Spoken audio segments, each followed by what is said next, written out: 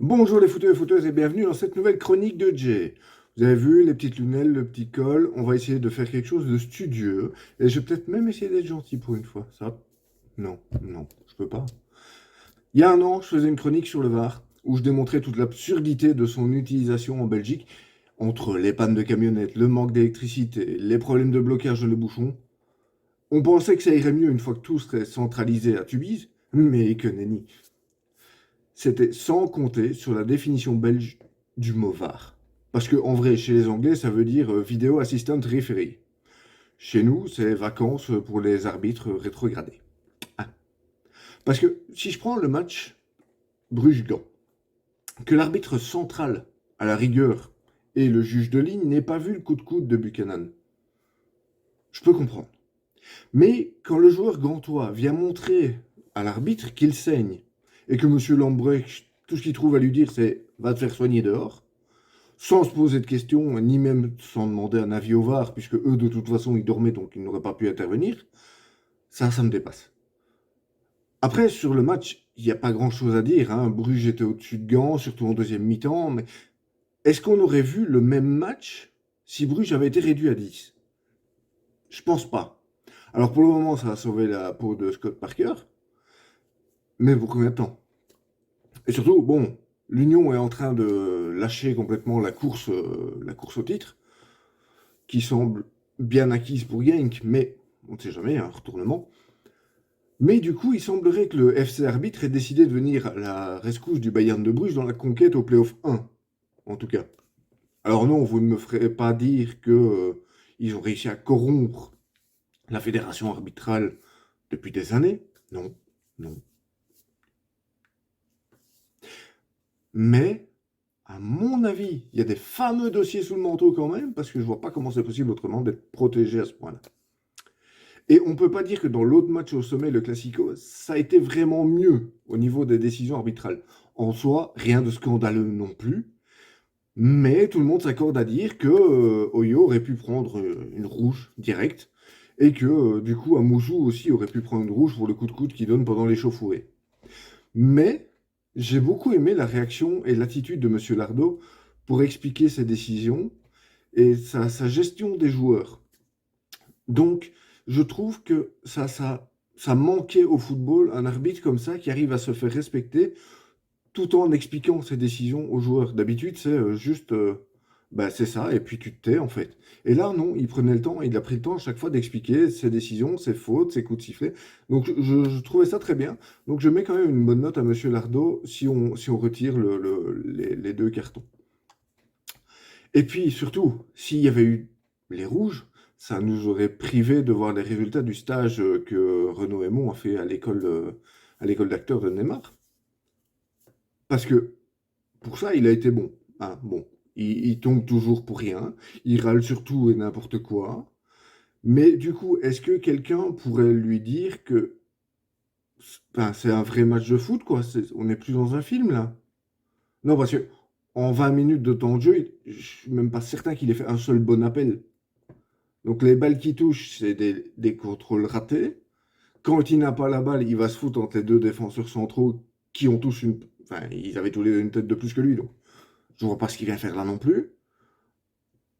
Bon, à un moment, je t'aime bien, Renaud, hein, mais tu cherches, quoi. Allez, après, bon, je peux pas être méchant, hein, puisque 20 minutes, c'est même pas le temps que les Rouges ont décidé de jouer le match d'hier. Hein. Alors ok, ça a suffi à accrocher un nul miraculeux, mais à part ça, c'est à se demander qui a joué des prolongations jeudi. Et alors, il y a un truc qui me désole, c'est qu'on a vu, je vous mettrai l'info en dessous, on a vu que des supporters ont caillassé le quart du standard. Moi, ça me dépasse en fait ça. Déjà, il y a aussi des supporters qui ont lancé des pétards sur les supporters du standard. Arrêtez quoi, arrêtez! Les mononeurones, s'il vous plaît, ne venez pas au stade, alors regardez le match chez vous, et vous faites brûler vos maisons chez vous, mais vous ne mettez en danger que vous. Arrêtez de faire des bêtises pareilles. Enfin, allez, non. Je me tais, je me tais, je me tais. Mais du coup, ceux qui n'étaient pas énervés vont peut-être être contents Parce qu'en étant à la base des 2 buts, Amouzou, au moins, lui, il a repris, je pense, 2-3 millions de valeur de transfert, rien que là-dessus, hein, parce qu'on a vu la vitesse de pointe, on a vu qu'il s'est provoqué, on a vu qu'il sait faire un centre, miracle, hein, c'est peut-être bien le premier qu'il a réussi cette saison. Donc, il y a peut-être des chances qu'il parte pour 10 millions cet été, on ne sait jamais. Nouvelle smile, cette semaine, la nouvelle d'Antoine, on voulait vous présenter le jeune Kendry Paez. Donc, direction le championnat d'Équateur pour la rencontre entre l'Independiente del Valle qui recevait le Mushukruna. Désolé pour la prononciation, je fais ce que je peux. Pour la première journée du championnat. Considéré comme le plus grand espoir du football équatorien, à 15 ans, 9 mois et 21 jours, il a inscrit le 3e but de l'équipe locale pour ses premières minutes en pro. Le tout d'un sublime lob en un temps. Je vous mets le lien dans la vidéo, dans la description. Oh, vous m'avez compris, hein, s'il vous plaît. Encore merci à Antoine de me trouver chaque fois des petites pépites pareilles. Franchement, moi j'adore, c'est des histoires que j'adore et donc du coup, j'adore vous les partager aussi. Une autre info chiffre et stat maintenant avec ce nombre. 200. Avec son doublé hier face à l'OM, Kiki Mbappé est devenu le co-meilleur buteur de l'histoire du QSG. 200 buts en 246 matchs, toutes compétitions confondues.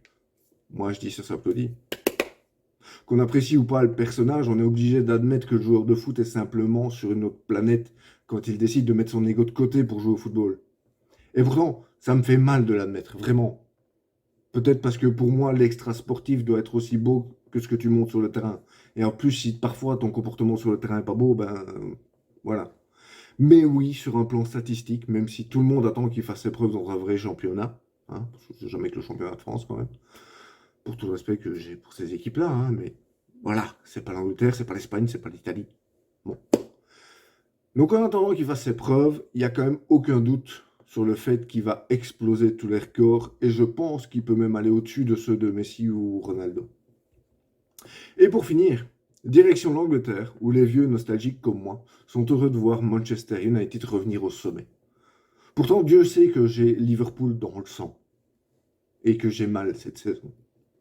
Mais voir des clubs historiques s'effondrer, c'est jamais agréable, à part peut-être pour Arsenal, bon ça... Quoique, maintenant, il y a Trossard dedans, je ne peux plus trop en dire du mal.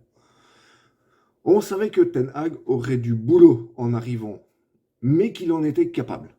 Par contre, qui aurait pu dire qu'il se révélerait comme ça et qu'il relèverait l'équipe aussi vite? Le dernier titre de Manchester datait de 2017, c'était déjà en Coupe de la Ligue, dirigé par José Mourinho à l'époque. Et avec quelle équipe? Et en plus, c'était porté par Zlatan Ibrahimovic, qui avait déjà 142 ans à ce moment-là, donc bon.